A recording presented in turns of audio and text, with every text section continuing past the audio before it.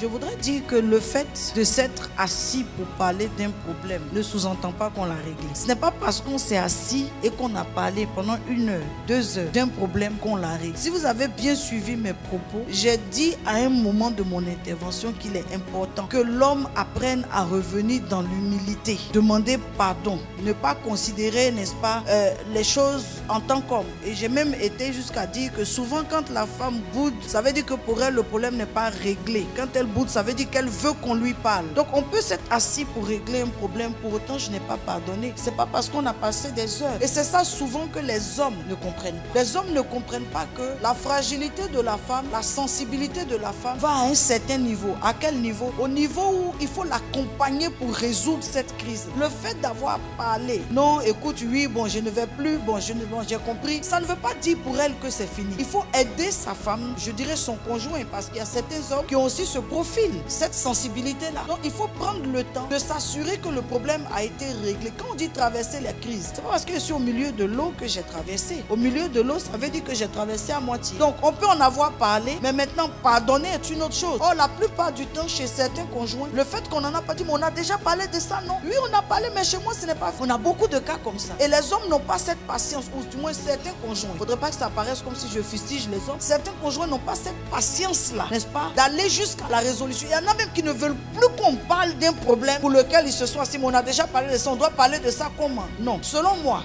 on devrait en parler jusqu'à ce qu'on n'ait plus besoin d'en parler. Selon moi. Tant que l'autre conjoint a besoin de revenir dessus, sur un aspect pour se sentir apaisé, on devrait revenir dessus. Bon, qu'est-ce que tu veux savoir? Mais je t'ai déjà expliqué. Bon, écoute, en fait, voici comment ça s'est passé. Mais pourquoi tu as fait? Et on va jusqu'à ce qu'on élague toutes les zones d'ombre. Parce que chez certains conjoints, ça va vite. À la fin de la journée, tu reviens trop sur les problèmes. On a déjà parlé de quelque chose, tu reviens dessus. Mon frère, c'est pas fini chez moi. On en a parlé, mais chez moi, la plaie, la douleur. Et je voudrais dire aux conjoints qui sont en erreur d'apprendre, n'est-ce pas, à trouver le langage d'apaisement. J'ai compris, c'est pas un langage d'apaisement. Il faut trouver les mots pour demander pardon à son conjoint. Ça ne vous enlève pas vos diplômes, ça ne vous enlève pas votre position dans la société, ça ne diminue pas votre salaire. Un homme qui est capable d'apporter la paix à sa maison est un grand homme. Un homme qui sait que lui-même, pour son bien-être, les jours qui viennent, il faut qu'il se... Si ça doit prendre 4 heures pour qu'il n'y ait plus d'autres heures où on revient dans ce problème-là, je sacrifierai les 4 heures. Donc il est bon que certains d'entre nous, conjoints, hommes ou femmes, apprennent à régler les problèmes. Les problèmes sur lesquels on passe ne sont pas des problèmes réglés.